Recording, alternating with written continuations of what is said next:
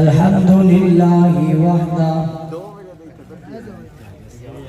والصلاة والسلام علی من لا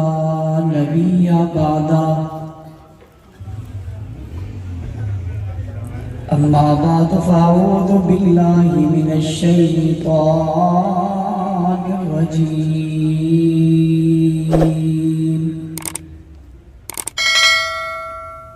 بسم اللہ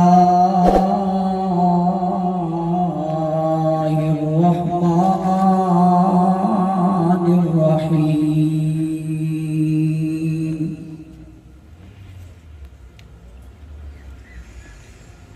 والسابقون الأولون من المهاجرين والأنصار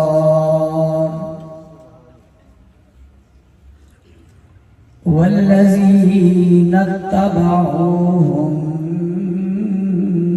بإحسان رضي الله عنهم ورضوا عنه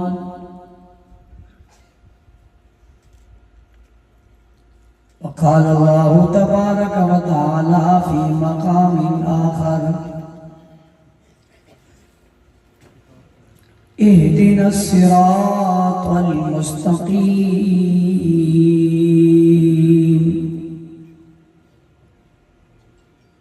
صراط الذين أنعمت عليهم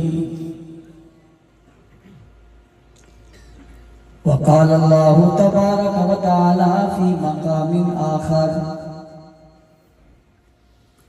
والذين يؤمنون بما أنزل إليك وما أنزل من قبلك وبالآخرة هم يوقنون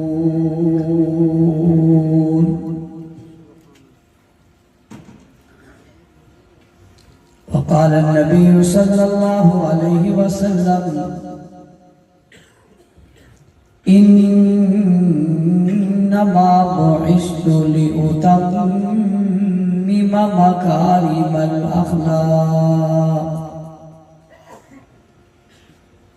صدق الله العظيم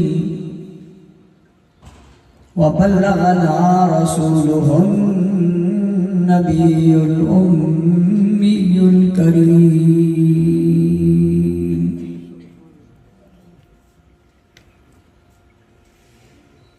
واجب الاحترام قابل سب احترام معزز مکرم محترم ذی وقار علماء کرام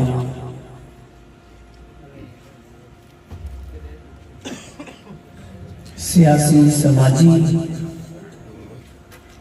مذہبی قومی اور ملی شخصیات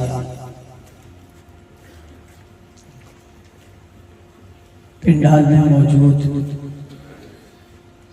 غیرت مند باوفا بہادر نڈر بے باک بے خوف توحید و سنت کے پروانوں اصحاب رسول کے دیوانوں آج آپ کے شہر منڈی بہودین کٹیالہ شیخہ میں ہونے والی یہ بہت خوبصورت فقید المثال عظیم الشان کانفرنس جو تحفظ ختم نبوت عزم صحابہ و اہل بیت کے عنوان سے معلوم ہے، مجھے آپ حضرات سے آپ کی ملاقات اور گفتگو کی سعادت حاصل ہو رہی ہے۔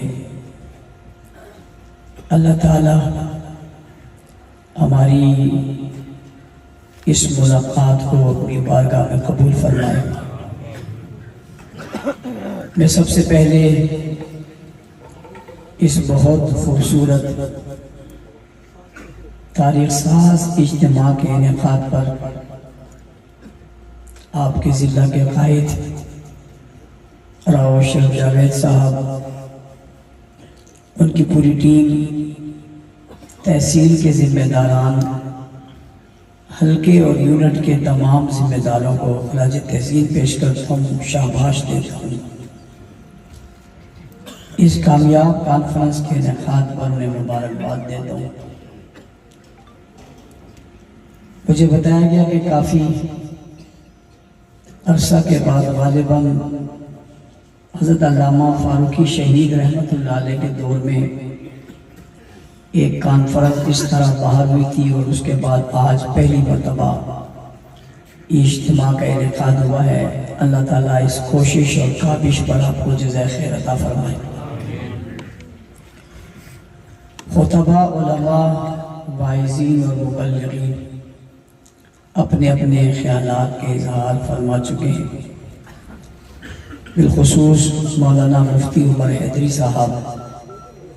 تفصیل کے ساتھ اور خوبصورتی کے ساتھ اپنا مدعا، اپنا بیانیہ آپ حضرات کے سامنے رکھ چکے ہیں۔ میں بھی کچھ گزارشات آپ کے گوش گزار کرنا چاہتا ہوں۔ اللہ تعالیٰ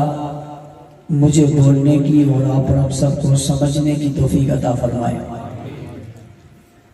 ماہ ربیع الاول کو اس سال ہم نے تحفظ ختم نبوت کے عنوان سے معنون کیا تھا، اور یہ فیصلہ کیا تھا کہ ملک بھر میں جتنے بھی اجتماعات ہوں گے ان کا عنوان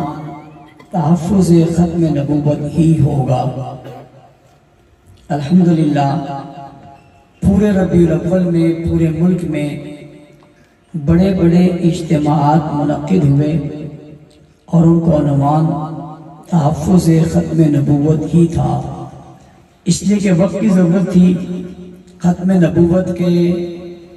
پہرے کی ضرورت تھی، اور اس پر حملہ آور حملہ کر رہے تھے۔ پاکستان میں بنائے جانے والا قانون جو ختم نبوت کے حوالے سے تھا، اسے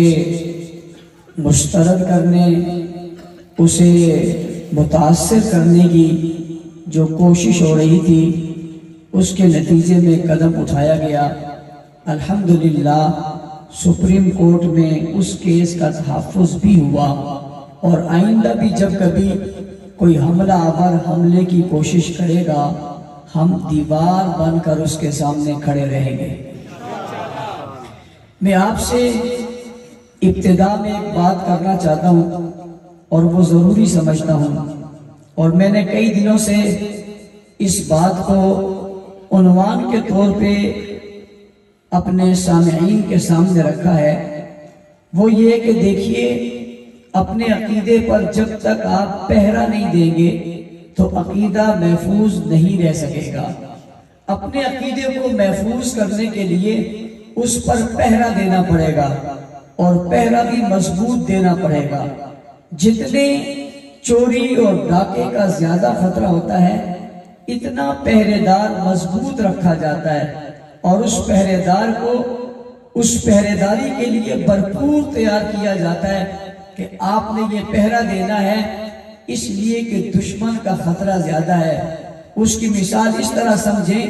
کہ جب کسی گاؤں دیہات میں کسی پہرے دار کی ضرورت پڑتی ہے تو اس کے پاس صرف ایک ڈنڈا ہوتا ہے اور منہ میں ایک سیٹی ہوتی ہے، وہ بجاتا ہے اور ڈنڈا ہاتھ میں رکھتا ہے، اسے کہتے ہیں پہرے دار اور چوکیدار۔ وہ تھوڑا سا آگے کی طرف آتا ہے، ذرا شہر نما دیہات ہو جاتا ہے تو اس میں جو محافظ ہوتا ہے اس کے پاس کلہاڑی ہوتی ہے اور ساتھ سیٹی ہوتی ہے، وہ کلہاڑی ہاتھ میں رکھتا ہے اور سیٹی بجاتا ہے اور رات کو پہرا دیتا ہے۔ آگے آ جائیں، آپ کے ایک بازار ملے گا، اس بازار میں ایک پہرے دار ہوگا، اس نے وردی بھی پہنی ہوگی اور وردی کے ساتھ اس کے ہاتھ میں پسٹل ہوگا، اور وہ وردی پہن کر اس پسٹل سے پہرا دے رہا ہوگا۔ تھوڑی اگر آپ آگے جائیں تو آپ کو جو ہے وہ زرگروں کی دکان ملے گی، सोना बेचने वालों की बाजार मिलेगा।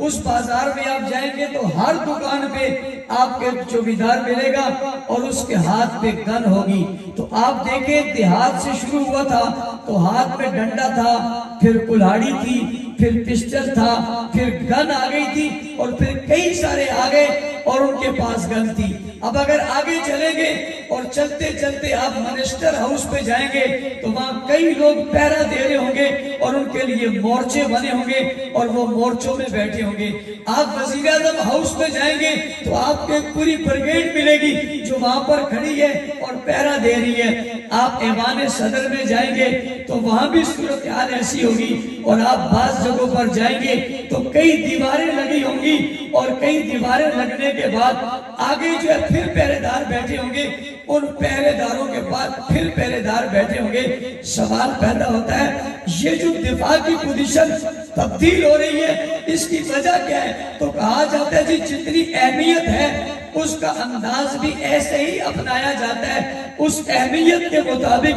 जितनी जरूरत ज्यादा है और जितना खतरा ज्यादा है उसके लिहाज से हिफाजत का बंदोबस्त किया